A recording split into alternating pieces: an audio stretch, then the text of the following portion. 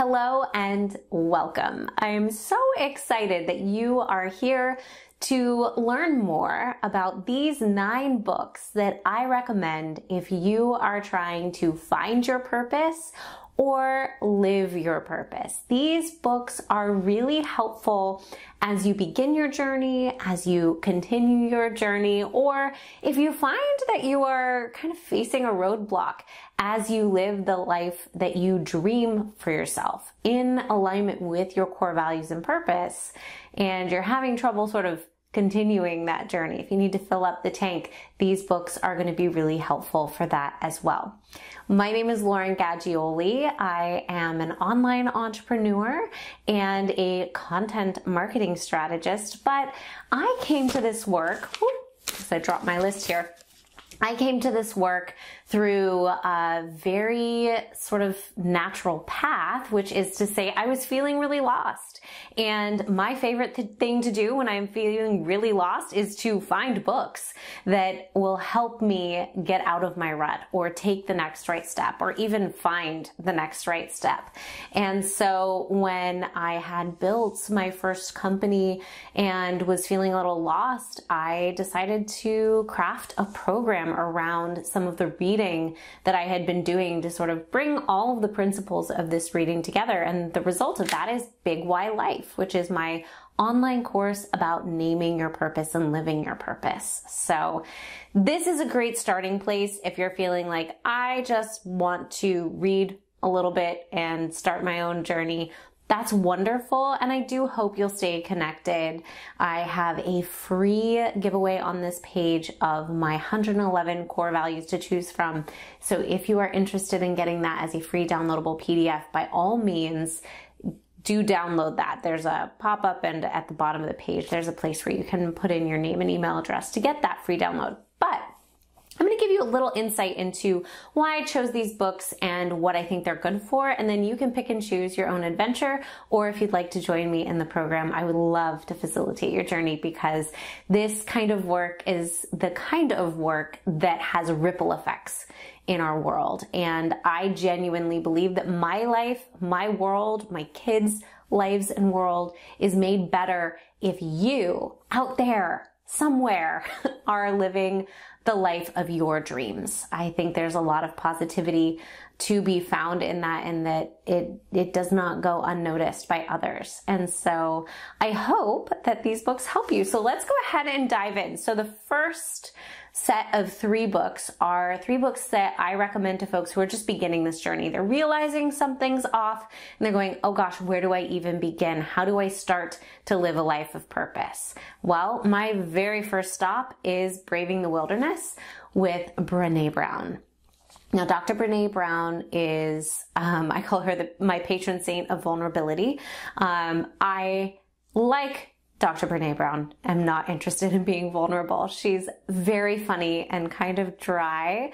And I love that she is my Sherpa as we descend into vulnerability, because really, when it comes to finding your purpose, I believe, and I think it's echoed through a lot of the authors here, those gems are already inside of you. What you are meant to do doesn't live out there.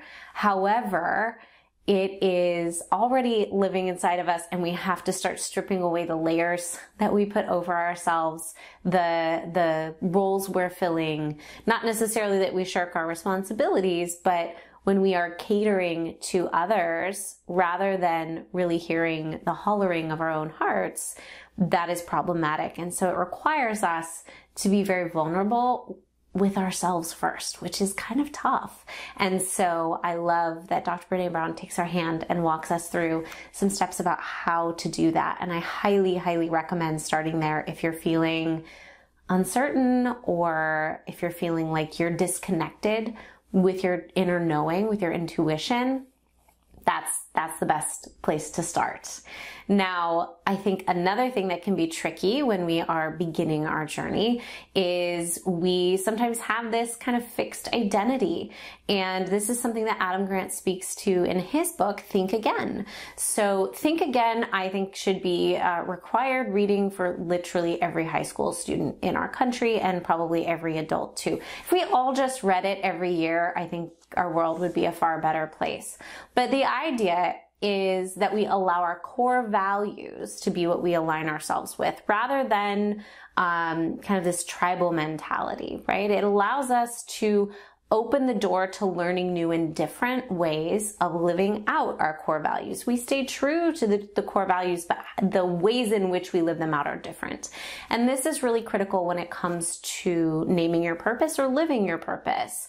The exercises in Big Why Life, where I often start, first of all, we strip away the outer layer, just like you do in Braving the Wilderness, and then you name your core values, because your core values are like the magnet on your life's compass. It points you to true north. And then the needle is your purpose. And that's what keeps you moving and taking action in direction. When people say they're living in alignment, it's that their actions, the things that are running along the line of their purpose, is tracking to that core value magnetic pull of true north. So we want to keep thinking about that as we're going through, but often if we want something different, it requires us to be a little different. And so that's where Think Again comes in. It really helps us kind of shed some of the weight of our own expectations of ourselves, or sometimes the expectations that have been put on us, and allows us to see more clearly and differently. And kind of in the same vein, I also recommend Jon Acuff's Soundtracks. Now, I have always fancied myself a pretty positive person, so I was shocked in reading this book and laughing the whole way through, because Jon is hilarious, realizing how much negative self-talk I had going on. So you are going to be bound by the ability of yourself to get vulnerable, and by, your ability to break free of sort of the grooves that you have tracked into. That's where Think Again comes in. And then that self-talk is going to also keep you in the same place. If you're talking to yourself in the same way that you always have, you're going to keep having the same results. So Soundtracks is all about popping out of those grooves that have been set, coming up with new words that we say to ourselves, having these little hooks. And if you're a parent, I found this to be incredibly helpful with my little kids. So like when we're cleaning up, I always say it doesn't have to be perfect. It just has to be done. Because you know what? More Legos get cleaned up that way. But there's a lot of different things that I start saying to myself that help me kind of continue into action and forgive myself when things aren't perfect, and allow myself a little more grace than I have historically. And Soundtracks is where that work started for me. So I always recommend it. And if you are a parent and you have a teen, then there is a teen version that Jon wrote with his daughters, which I have not read, but I think it goes along the same research lines and the same information, just tailored to a slightly different audience. So highly recommend that you check that out if you've got kids in that age range. So those first 3 books are about beginning the journey, about kind of sloughing off some of the constraints and getting really open and vulnerable, and hopefully a little bit positive as we are leaning into exploring what's out there and seeing what possibilities lie before us as we begin to find and name our purpose. So these next books are a little more zeroed in on actually doing the work of naming your purpose. And the first one I recommend is The Subtle Art of Not Giving a F by Mark Manson. So as you might be able to tell by the title, there's some cursing in it. And I find this to be really helpful, especially if you're not usually into this kind of work, into the sort of self-help, self-discovery kind of work. It's an easier way in for some. So we listened to this, my husband and I, on a road trip pre-kids, because as I said, there's some interesting stories and some language. But My husband, who is definitely not into this kind of stuff, he thought it was really funny, and we actually had some lovely conversations out of it. So, slightly irreverent take, but Mark Manson is an amazing storyteller, and it's also very heady, like has a lot of ties to different philosophies and things like that. So, and research. So make sure you stop there if you're not offended by such things. And I think the other thing, just sort of continuing the positivity side, the other thing you really have to be looking for are those opportunities. And if you're creative, which Liz Gilbert would argue we all are, if you are someone who maybe is going, that Mark Manson book sounds a little scary to me, that's not my cup of tea, go the opposite direction, go to Liz Gilbert. Now, she has some language in there too, but a lot less, and she's just so warm and inviting. I highly recommend the audiobook of Big Magic. It is like getting a warm hug from the nicest person, the most grounded, real, lighthearted and fun believer of magic, and she will make you believe too. So if you're feeling a little hopeless, if you're feeling like I'm not sure what I'm supposed to do, I love that she also lines this up with some real practical ways to start living your purpose. So Elizabeth Gilbert, obviously an author, she really comes at it through the lens of a creative, but I think there's more creativity in every domain than we give it credit for in our world. I think a lot of times we think it's very like, we just do this and then we do this and that's the way it is. And this really will open your mind to the possibilities that abound and the magic that is available to us every day if we commit to play and to being a trickster and to finding our voice and to really just showing up as our authentic self. And so it's that marriage of magic and practicality that I really love about this book. And it's another one that just sort of fills your energetic tank and keeps you moving forward, while also giving you some really good insight into how to explore what your purpose might be and how to start to play in that direction. And then the last book of this little grouping of finding your purpose is Start With Why. So Start With Why by Simon Sinek. I've also included his TED Talk if you're interested in seeing a little bit more about his golden circle and what he believes about why. I love a good business book. As I mentioned, I'm an entrepreneur, but I really found this book insightful, I think, for anyone. Now, it's a little drier. It obviously leans more like business leadership, but the principles themselves can apply to individuals as well as organizations. Now, you're not going to be able to take all of it, obviously, but there's enough good stuff in there that I think if you want someone to sort of take away the woo-woo, then this is the way to go. Simon Sinek will give you, again, that kind of practical, tactical, has a lot of teeth and is very like corporate speak approach to finding your purpose and naming your why. And then my last grouping of 3 is live your why. Now, this is the part that I think is where a lot of folks get lost. I think some of us, we understand what we want to do. We can get more honest with ourselves, be more vulnerable, do all those things. But where the rubber meets the road, that's where it can get really tricky. And this is where these books can really help. So this is why in my course, this is where we land. We have sort of 3 parts where we strip away kind of those fetters, then we name our why, we put language to our why, and then we figure out some of those things we can do day after day to make sure it sticks, to make sure we are actually leveraging our why each and every day. We are living it. And so these 3 books sort of track with that last little bit of my course. And the first one is Essentialism by Greg McKeown. So if you want to go more the business mindset way, then read this after you read Start With Why by Simon Sinek. They very much link.